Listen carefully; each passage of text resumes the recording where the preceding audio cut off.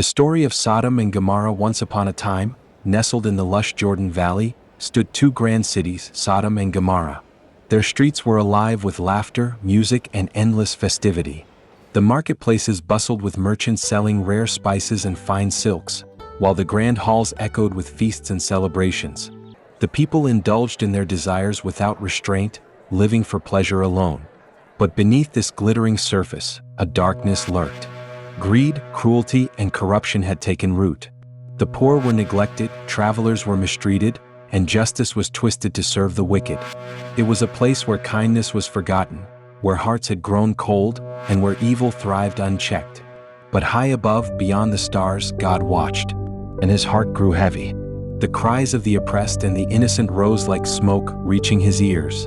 He had given the people of Sodom and Gomorrah time to change their ways, but they had only grown worse.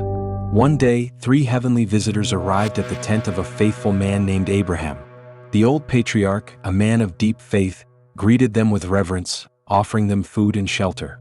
"Abraham," they said, "the cries of the oppressed have reached the heavens. The wickedness of Sodom and Gomorrah is great. God is sending judgment." Abraham's heart ached. His nephew Lot lived in Sodom with his family.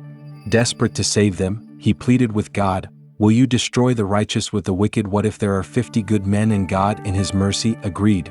"If I find 50 righteous, I will spare the city." Abraham, knowing the city's sins, pleaded further. 45, then 40, 30, 20, finally 10. And the Lord answered, "For 10 righteous souls I will not destroy it."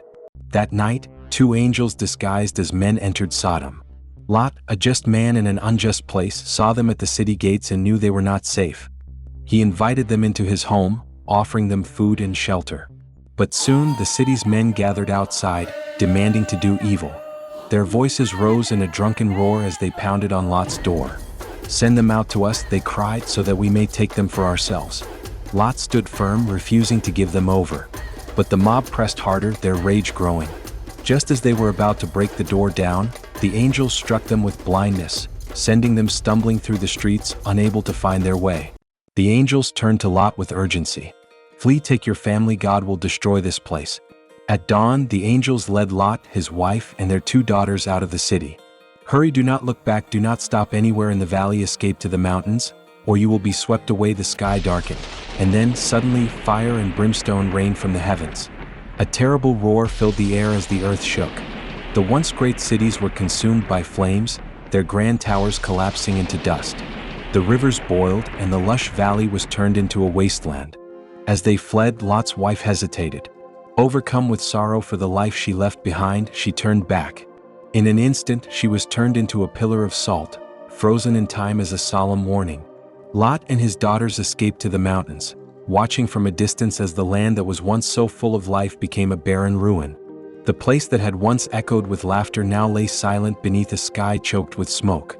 The once great cities became ashes beneath the wind, a warning for generations to come. But even in the midst of judgment, God's promise of justice and mercy remained, shining like a star in the night sky. For though he punishes the wicked, he hears the cries of the faithful and delivers those who trust in him. Genesis 18 verses 16 to 33 and Genesis 19 verses 1 to 29. If you enjoyed this Bible story, please subscribe, comment, like and share. Please come back.